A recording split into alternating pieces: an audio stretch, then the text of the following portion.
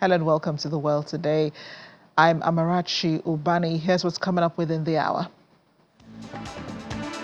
At least 5 wildfires set to be raging in Los Angeles, raising homes, erasing memories. Funeral holds for late U.S. President Jimmy Carter today in Washington, D.C. Plus, Chinese Foreign Minister Wang Yi visits Nigeria and its Foreign Minister Yusuf Tuna. Let's begin The World Today.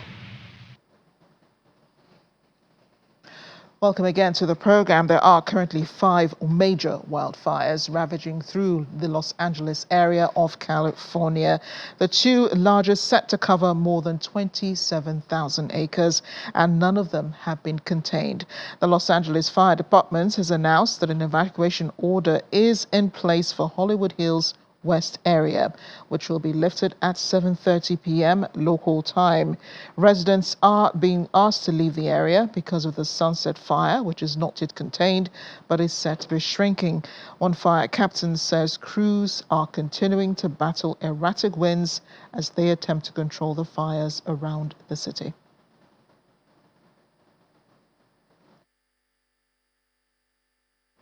And soon we'll be looking at aerial footage of those wildfires in Los Angeles, especially in parts of the city. The fires continue over the Studio City and Pacific Palisades neighborhoods of Los Angeles in California.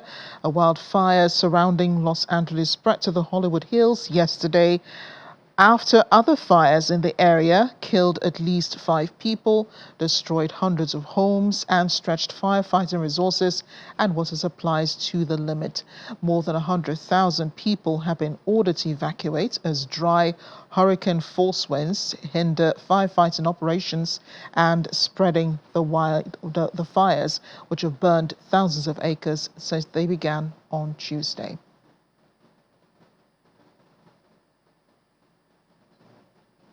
You can imagine the chaos in Los Angeles, California, in this past 3 days. Residents in the Pacific Palisades have been hoping to contain those wildfires without any hope in sight. One resident, Mark McMillan from Topanga, came to the Pacific Palisades to help his girlfriend's family to fight the blaze in the Pacific a neighborhood up in the upscale coastal enclave where the wildfire has consumed nearly 12,000 acres.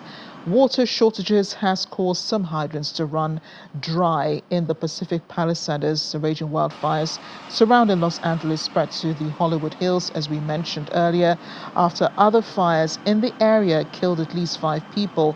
Now, more than 100,000 people have been ordered to evacuate as dry hurricane force winds hinder firefighting operations and spread the wildfires, which have burned thousands of acres since they began on Tuesday. Yeah, so the firefighters they've been really, really good to us, and they're under-resourced here because they're sending a lot of their troops to the front line. One of the firefighters told me, if I'm remembering correctly, they sent 500 engines to Topanga because that's where a lot of stuff is happening, and I'm grateful because that's where I live, and so I'm just grateful to know that there's a lot of people holding the line up there. But here they only have 2 engines for this whole neighborhood, and they're out of water. They ran out of water from the lines here, but they also don't have water in their trucks, and so they have been setting up pumps that go from the pools in the neighbors on either side of this house, and they've just been trying to keep it down. The fire is too big for 2 engines to be able to stop, but they're just trying to keep it down and prevent it from starting fires in the neighboring houses. They have a pool, and they're just pumping water anytime they need to. Anytime there's embers flying onto their property, they're spraying it down. If there's anything that's close by, they're just spraying everything down. All the neighbors' properties, all the bushes, they're spraying those down to keep spot fires from starting, because that's how it starts. Just a little, you have like a little leaf fire that turns into a bush fire that turns into a deck fire, and then the whole house goes. So if you can just get the little ones gone, you're not going to have an issue.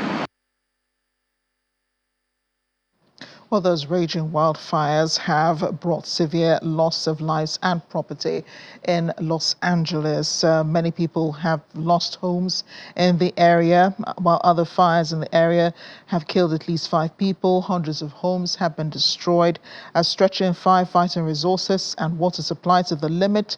As we mentioned earlier, more than 100,000 people have been ordered to evacuate as dry hurricane force winds hinder firefighting operations. One tourist visiting LA said he had to change his plans due to the wildfires.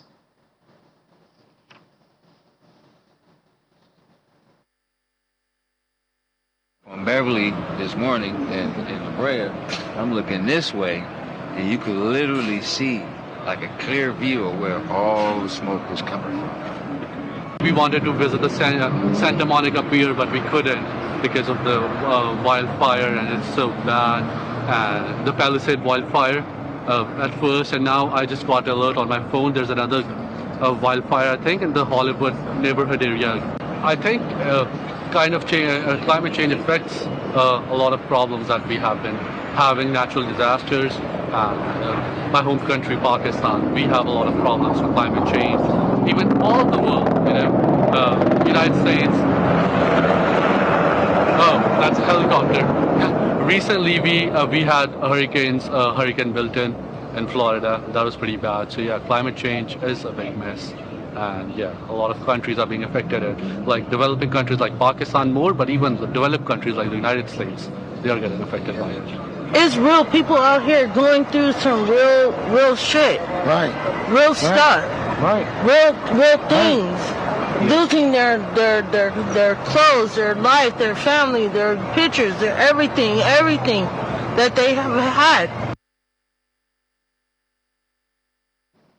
Well, many celebrities have lost property in the fires. Just to name a few of them, Paris Hilton, the hotel billionaire heir, has also lost her home in Los Angeles. Billy Crystal, Adam Brody are all among celebrities who have lost homes in Los Angeles. Jamie Lee Curtis, Mandy Moore, Maria Shriver, and other celebrities are among the tens of thousands of people who have been forced to evacuate as a result of the fires in Los Angeles. The disaster disrupted several Hollywood events just as the annual award season was kicking off. This weekend's Critics' Choice Awards have been delayed by 2 weeks, and next week's Oscar nominations announcements have been postponed by 2 days. Celebrities attending the New York Film Critics Circle Awards on Wednesday expressed their concerns.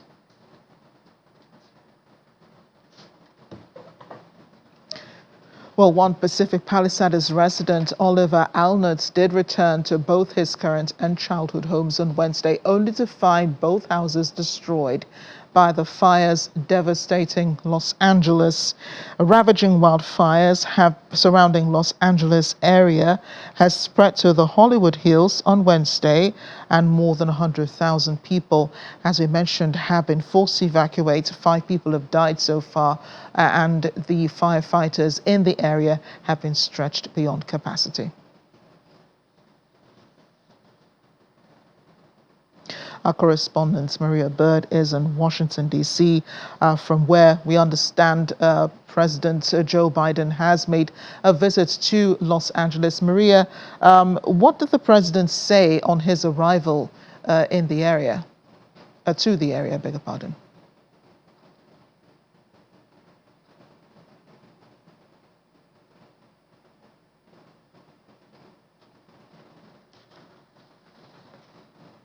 We do seem to be having problems hearing Maria.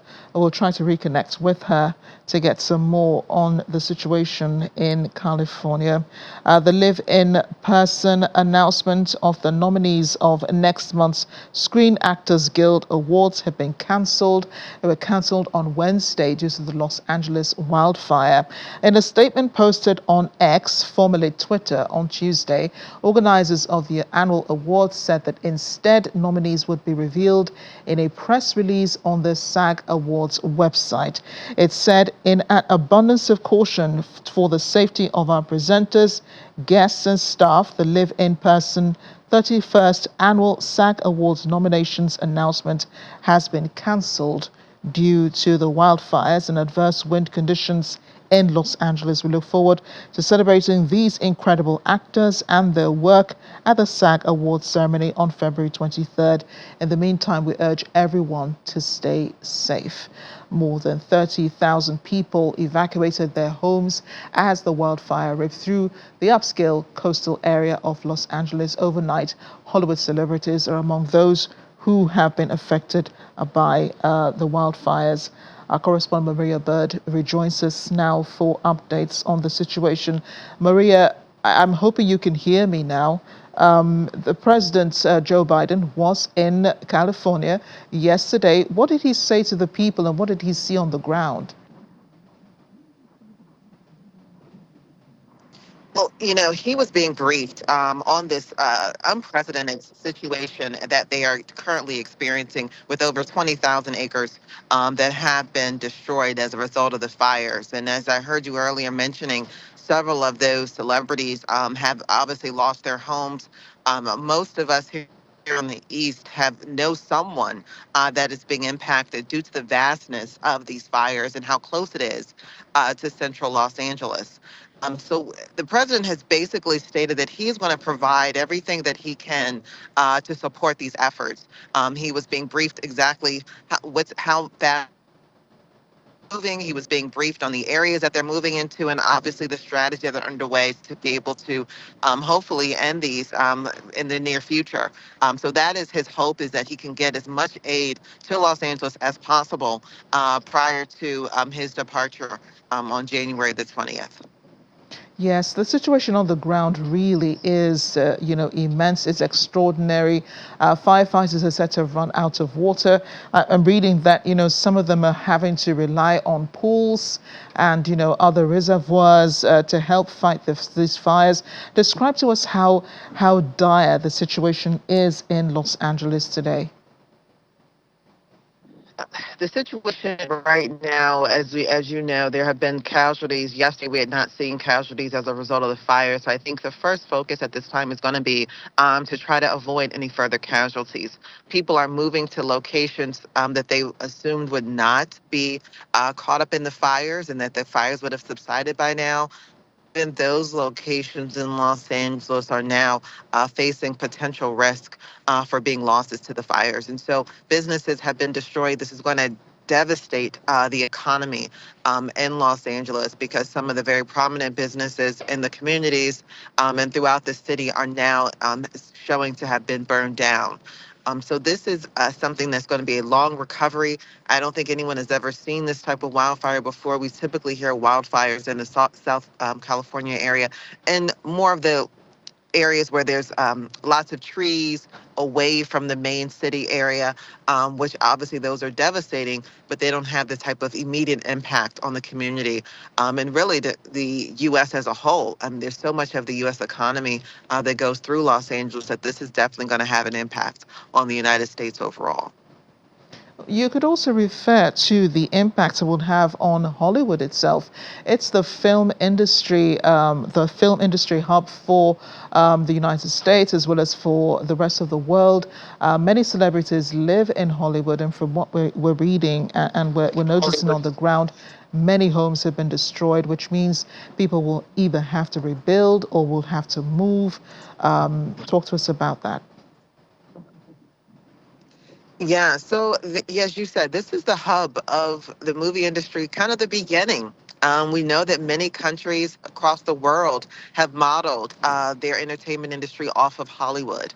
And so the legacy that exists there. But as we know, Hollywood has been through quite a bit. As a result of COVID having shut down during the period of time, they've had a number of different strikes as it relates to wages. And so now for this to be approaching as Hollywood tries to recover and rebuild just shows us that we are going to have to be very resilient entertainment, thinking of alternate ways to be able to provide and continue with the entertainment industry as Hollywood is under imminent potential devastation. So I think that this is all of what's going through many of the entertainers and those who are the business executives in Hollywood at this time. How do we continue Hollywood despite what could be major devastation and has already impacted those who work within Hollywood?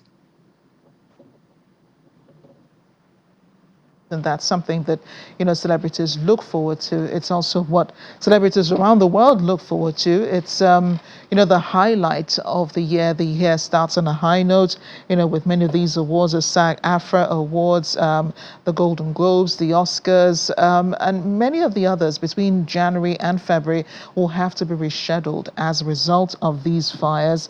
How much of an impact would, what's currently going on, have on, these awards that are happening? Eventually, would they take place? And, what would be the tone at the awards eventually when they do take place? And where would they be taking place, at least since Hollywood itself is inconducive at the moment? Yes, and likely a lot of times what we'll see in these type of situations is a movement of location. COVID taught us a lot, having to pivot with some of these award shows, whether they were virtual, whether they just didn't happen, and really focusing on a national and a global focus on a moment of kind of refocusing on the minds around really what's important. And I think that's really what's happening now is people coming together to support one another for something that they cannot stop. These wildfires are something that they have no control over. And so really banding together to support one another through these very tough and difficult times. I think that will be the tone for these award shows as we look for them to occur, hopefully within the next few weeks and months, and how they will be able to reshuffle those and potentially moving them. Sometimes you'll see them move to New York, where they sometimes have the venues that can host some of these events. President-elect Donald Trump has said something about the fires in Los Angeles, but he's blaming the governor. Why so? Well, President Trump has clearly identified that his thought is that there are some preventive measures that should have been put in place that he has been discussing, according to him, in his previous administration. And so those are the things that he believes should have been put in place. And I think those are the efforts and what his focal point will be when he does enter office, is being able to work with California on some of the areas that he believes have not necessarily to become the focal points to potentially prevent some of these wildfires. Interestingly, Maria, today, incidentally, is also the funeral for former U.S. President Jimmy Carter, and we'll be going to that in a second. But a lot of, there would be a struggle, for Americans to divide their attention from, the funeral of this very important national leader, and then what's currently going on in Los Angeles. How are people able to negotiate and settle, what really should be given more focus at this time? Well, the president's funeral, I think, is a national day of atonement, a national day of focus. But we know that the former president that is being laid to rest today would be doing the same thing as President Biden. And he would be urging those in California to do all they can to preserve and to save those areas that are obviously being dramatically impacted. And so I think that despite that there's multiple things happening and the country is obviously in two different modes at this time, I think that based off of who we are lying to rest today, and many of what you will hear as his accomplishments and his focal point, his focus on Habitat for Humanity, rebuilding homes. So this would definitely be an area that he would be encouraging to not focus so much on the processions today, but focusing in on making sure the lives of Americans are being preserved and being supported as much as possible. You're in Washington, D.C., where the former president's remains have been lying in state on Capitol Hill. Can you tell us the mood in the room and what the mood is in Washington, D.C. today? Well, the federal government is closed. The flags are hanging at half-mast today, and they will be throughout the month. And so the mood is one of, I think, reflection. Um, Former President Jimmy Carter lived a very long life. And not only did he live a long life, he lived a life that had a lot of purpose, many Americans believe, whether or not they sat on the Republican or the Democratic side of the House. And so I think today is a day of reflection, atonement for many, a day where people are, wanting to pay their respects as much as they can, and really reflecting on how his life potentially even impacted them. Maria, we'll leave you to it. I think you're on your way to the funeral itself. We'll leave you to it. Thank you again for joining us on the program. Have a wonderful day. You too. Speaking of the late Jimmy Carter, thousands of mourners have continued to pour into the U.S. Capitol to visit the former president as his body lied in state in a flag-draped coffin at the Capitol Rotunda. One mourner, an Air Force veteran, took a train from New Jersey before sunrise to pay his respects. He says President Carter was the first person he ever voted for. For others, visiting Carter's casket was an opportunity to thank him for his life's work. Carter's casket will continue lying in state all through till today when the funeral holds at the National Cathedral. President Carter was the first person I ever voted for. First time I was able to vote. I was actually also privileged to shake his hand at Pease Air Force Base, where it was my first duty assignment in the Air Force, and followed him very closely. Just so impressed with him, the way he carried himself and how he served our country. Well, I took the train this morning out of Trent, New Jersey, bright and early, and got here to Union Station and then walked here. And I just simply felt the need to come today and honor the president because, again, I respected him so much. President Carter was the very first president that I recall being inaugurated in Houston, Texas, where I'm born and raised. I was at Langstead Primary School. We were in the first grade, and I remember our teacher having us say, "You're gonna watch the new president." And it was a unique time as I got older, because I recognized Jimmy Carter was exactly what the country needed, coming off the Watergate scandal, and a lot of people were upset with Gerald Ford because he pardoned Richard Nixon. So for Carter to come along with the level of integrity that he demonstrated in every area of his life, he was just what the country needed at the time. I think his legacy is really his time after his presidency, that he shows that he obviously reached the highest office in the land, but then went on to still fight for causes he believed in and continue to try and serve the public. And I think that's really admirable, and I think his character is something that people will remember.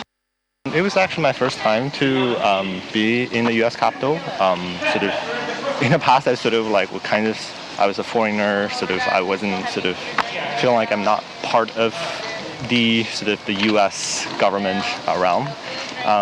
But today, I feel very welcome and included. Even I'm not a U.S. citizen. Coming here today, I wasn't treated with respect, and to see American coming together to honor the legacy of Carter, that was a very moving experience for me. Yeah, I mean, I don't remember his presidency. I was too young at the time, and I remember, he wasn't necessarily looked on as the best president when I was growing up, but the things he did after the presidency and the way he worked to help people and his character through it all, during the presidency and after, and how he comported himself.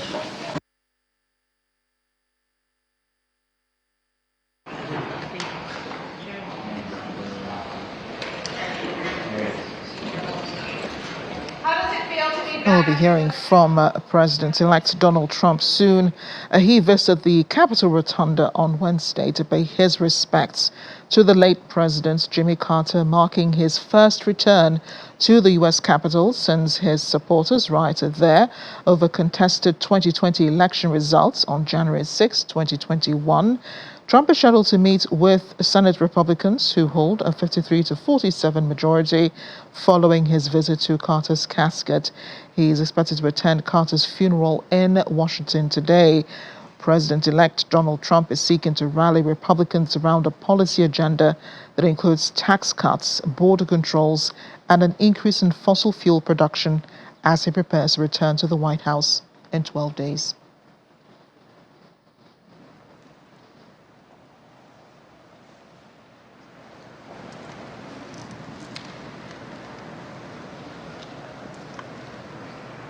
Looking at the one bill versus two bills, and whatever it is, doesn't matter, we're going to get the result.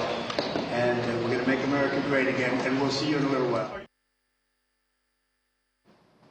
Welcome back to The World Today. Hundreds of mourners today gathered near the Israeli Bedouin town of Rahat to bury Youssef Ziadneh, an Israeli Bedouin whose body was retrieved from a tunnel in the Gaza Strip 15 months after he was taken hostage by Hamas. Family members and friends voiced anger and heartbreak over Ziadneh's death and what the Israeli army announced on Wednesday was likely his son's fate as well, according to evidence found in the same tunnel. Ziadneh was kidnapped by Palestinian militants with 4 of his children in a Hamas-led attack on southern Israel communities on October 7, 2023. 2 of his children were released in an exchange of hostages for Palestinian prisoners that took place on November in 2023. Now, ever since that deal, negotiations for another deal to release hostages and stop the war Israel has launched against Hamas in Gaza have not come to fruition. It's not immediately clear how Youssef Ziadneh was killed, but according to one Israeli army officer, his death did not appear to have been recent. Israel launched its assault in Gaza after Hamas militants stormed southern Israeli communities on October 7, 2023, killing 1,200 people and taking 250 hostage, many of them civilians.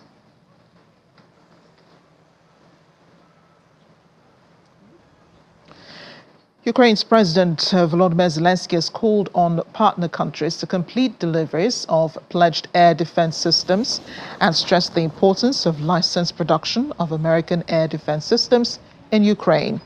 According to the head of state this morning at the opening of the 25th meeting of the Ukraine Defense Contact Group, an UK Rinform correspondent reports that President Zelensky says that they had talks about licensing the production of air defense systems and missiles in Ukraine.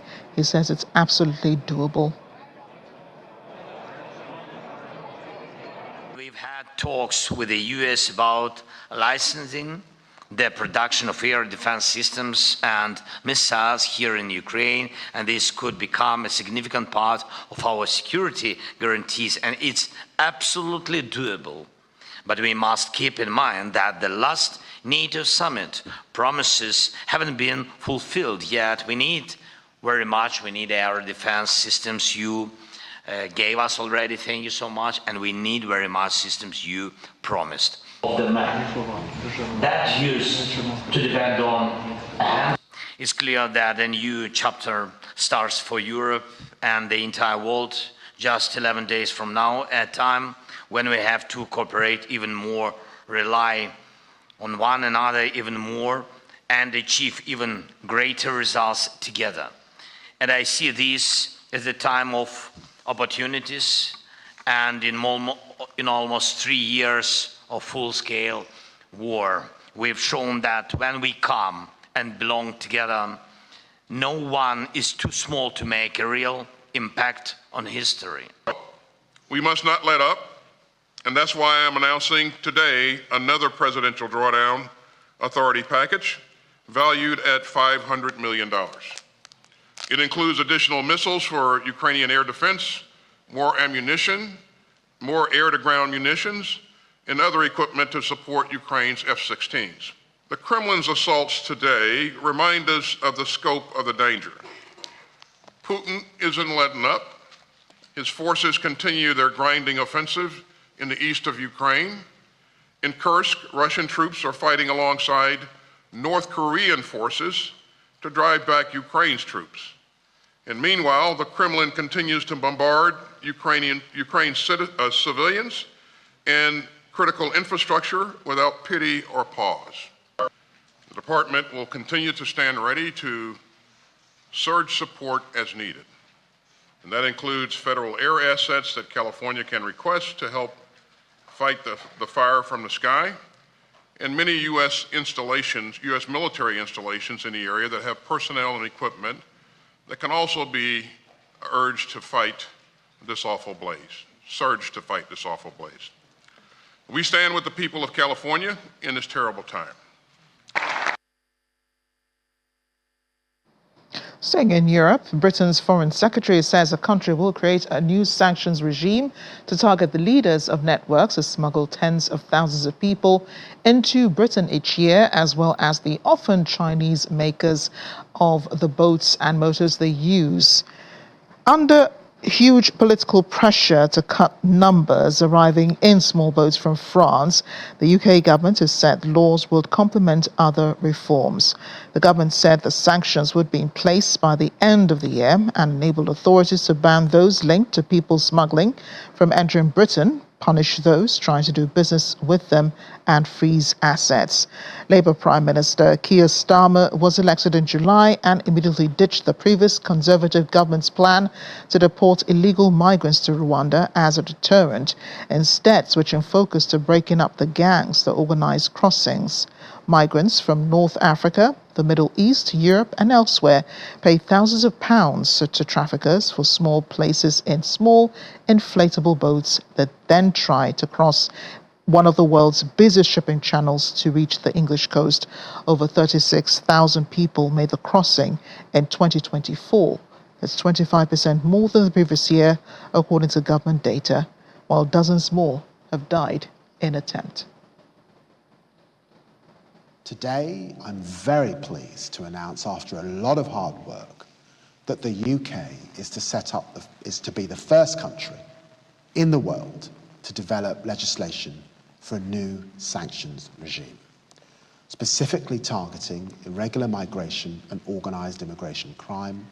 This will help to prevent, combat, deter and disrupt irregular migration and the smuggling of migrants into the UK.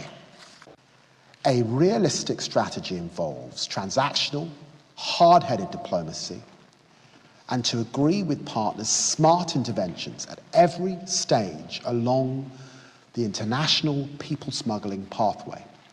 So together that we can strengthen borders, smash the gangs and get those with no right to be here returned to their countries. There are those who have told me that this isn't a progressive issue. I'm afraid they're wrong. There is nothing progressive about leaving the most vulnerable exploiting, letting criminal gangs get rich and commit more crime on British streets. And that's why I'm working so closely with Yvette Cooper, using our department's new joint irregular migration unit to deploy every tool at our disposal to restore control to our borders. Improving cooperation on returns is how we send people home. Conflict prevention is how we stop people fleeing their homes in the first place. Development work upstream is how we encourage people to stay in their homes, like the projects that we've now got in Albania, in Vietnam, and in Iraq. To be taken seriously by our opponents and allies alike, we must put our money where our mouth is. That starts by facing the facts.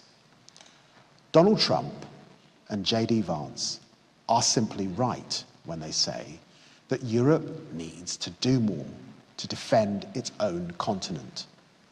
It's myopia to pretend otherwise with Russia on the march. So this government will lay out a clear pathway to reaching 2.5% of our GDP on defence. Britain's Foreign Secretary David Lammy. Internet personality Andrew Tate and his brother Tristan have appeared at court in Bucharest for a hearing regarding their ongoing legal battle over human trafficking allegations. The case, which has drawn significant international attention, was sent back to prosecutors in December after the Romanian Court of Appeals ruled against proceeding to trial. Speaking to the media outside the courthouse, Andrew Tate said that the American empire is back. He was referring to Donald Trump returning on January 20. The Tate brothers, both former kickboxers with dual U.S. and British citizenship, are the highest profile suspects facing trial for human trafficking in Romania.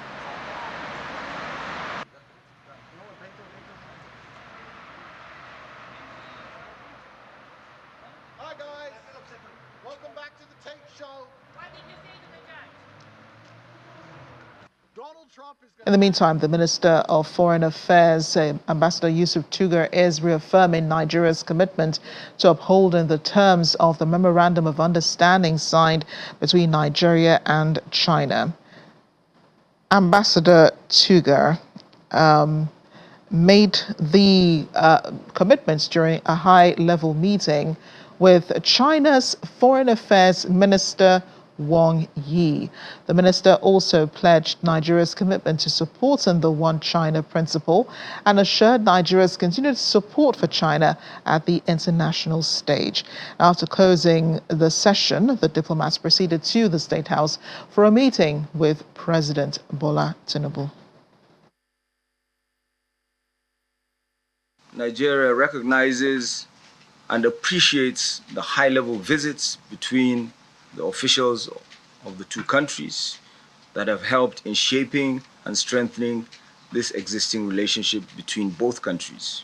You will recall that His Excellency President Bola Ahmed Tinubu paid a state visit to China from the 3rd to the 4th of September 2024 and was received by his Chinese counterpart, during which 4 MOUs were signed. Nigeria reaffirms its commitment to the terms of the MOUs, which are currently at various stages of implementation. Importantly, we formalize the upgrading of our relationship from a strategic partnership to a comprehensive strategic partnership. We work together to elevate Nigeria-China relations to new heights. I'm confident that our deliberations will yield meaningful outcomes in fostering a brighter future for our nations and our peoples. Staying in Nigeria, the country is preparing in case of another global outbreak of a virus, according to the National Agency for Food and Drug Administration and Control, which says Nigeria is leaving no stone unturned as it prepares against any form of pandemic. Director General of NAFDAC, Professor Mojisola Adeyeye, said this as she reflects on the past 7 years, bringing into focus the many accomplishments that the agency has achieved, as well as plans for a better service delivery in 2025. She noted that local content is very critical in the fight against disease outbreak and assured that measures are being put in place to ensure Nigeria is better ready to overcome any global health emergency. Have learned that we should not be over-dependent on imported materials or commodities, food, drug. So in terms of the new virus in China that was published, it has not been declared by WHO. Until WHO declares it, we cannot do anything in terms of us going on the media, on the TV and say, oh, this thing is happening. However, we have learned in terms of medical devices, we have learned that we need to have local content. And the executive order of Mr. President is making that to happen. is making what we started 2019 to now be implemented to the advantage of the local industry. That is part of the reason why we are now handholding our syringes manufacturers to ensure that if there is another pandemic, we will not be running helter-skelter. We now have two companies that make medical masks, and those two companies made those medical masks during the last pandemic. So there are many things that we are putting in place in terms of preparedness for another pandemic. Welcome back to the world today. Our feet firmly planted on the continent now. Cote d'Ivoire's President Alassane Ouattara says he considers himself healthy enough to continue serving his country, fueling speculation about his political future. The 82-year-old made the statement during a meeting with the diplomatic corps in Abidjan. Cote d'Ivoire's ruling party expressed support for President Ouattara, who is seeking a fourth term this year. He has governed the country since 2011. It comes as top officials of his party passed a motion in September backing his leadership for the next presidential election.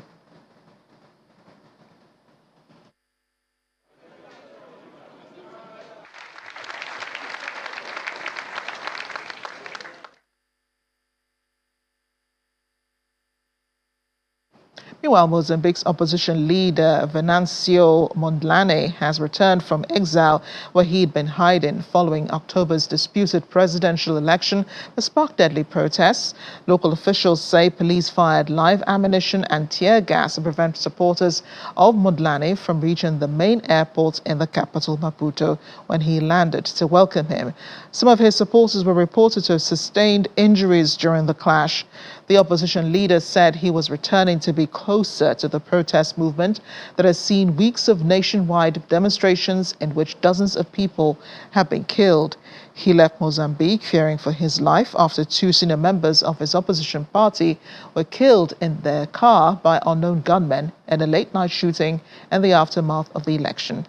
His return comes ahead of next week's swearing-in inauguration ceremony of President Daniel Chapo of the ruling Frelimo party, who was confirmed as winner of October's poll by the Constitutional Court.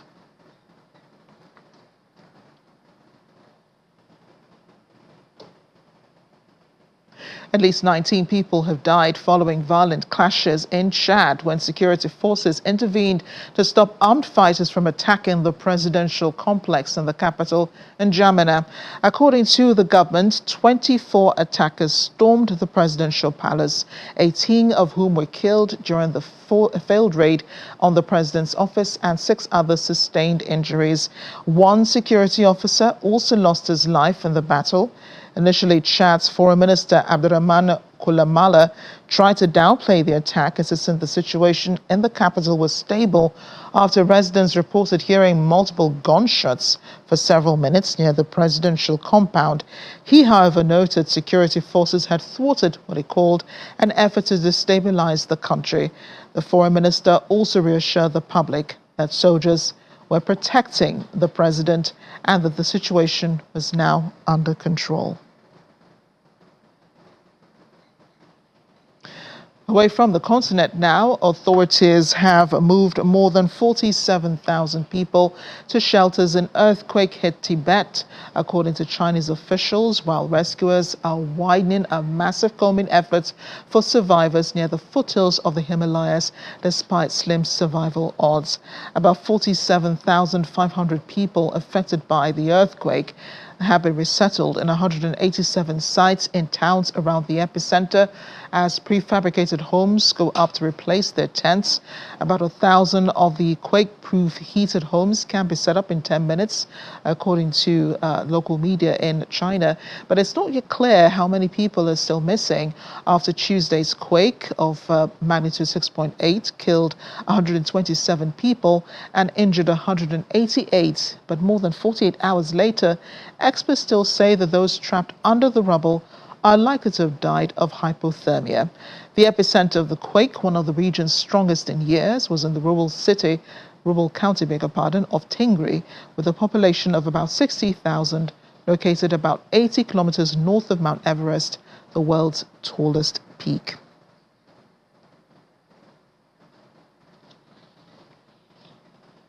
Politics in Venezuela. Police have been out in force in the capital today ahead of what the opposition hoped would be major protests against Friday's swearing in of President Nicolas Maduro for a third term following a disputed election. Those protests remain limited as of today and on the usually busy streets of Caracas, where relatively quiet. The scant presence of workers and near absence of students on sidewalks, subway stations and plazas contrasted with the increasing number of heavily armed state security forces that have been deployed across the country since New Year's Day. In the late morning, a handful of opposition demonstrators began walking onto the street and parts. Others walked on the sidewalks hesitantly before more people joined them. And then together they began to chant, "Freedom, freedom."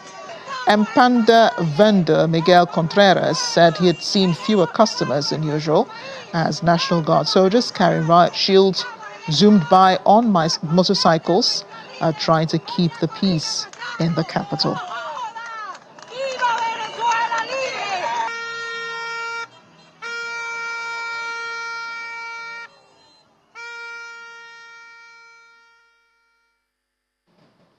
For those in Lebanon, the parliament is expected to convene a session soon. That's because residents have welcomed the election of a president after more than a 2-year vacuum.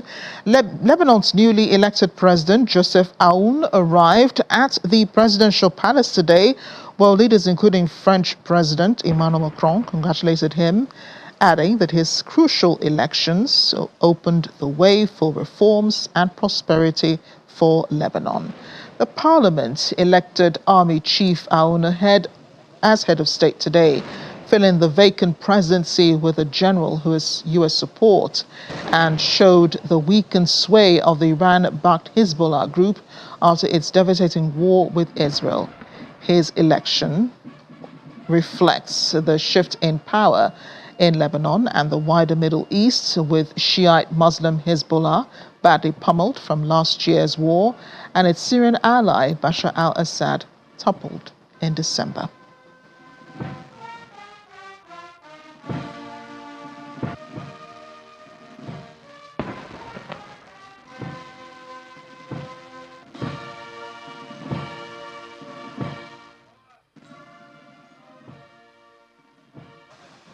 We're back in China, where the government has expanded a list of products people can trade to get a discount as much as 20% on new goods as the country tries to boost its flagging economy. The list now includes items like microwave ovens, dishwashers, rice cookers, and water purifiers. State-backed trade-in schemes already covered televisions, phones, tablets, and smartwatches, as well as electric and hybrid vehicles. The world's second largest economy has been facing several challenges, including weak consumer demand and a deepening property crisis. We end the world today on a really cheerful note. Dance companies from the United States and Cuba have opened the second edition of Ballet Beyond Borders on Tuesday in the capital, Havana. The event featured performances by Litz Alfonso Dance Cuba, the most celebrated dance company on the island, and the Rocky Mountain Ballet Theatre from the United States, running from January 7 to 11. It's part of a limited cultural exchange as the Biden administration nears its end.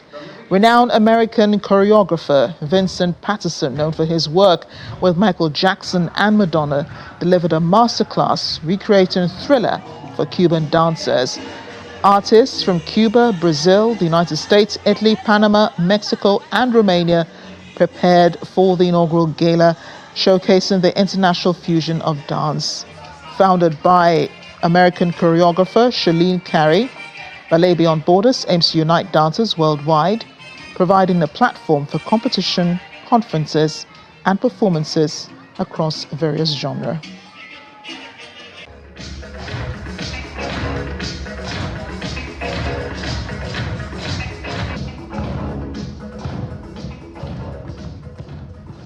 And that's the world today. Thanks for watching.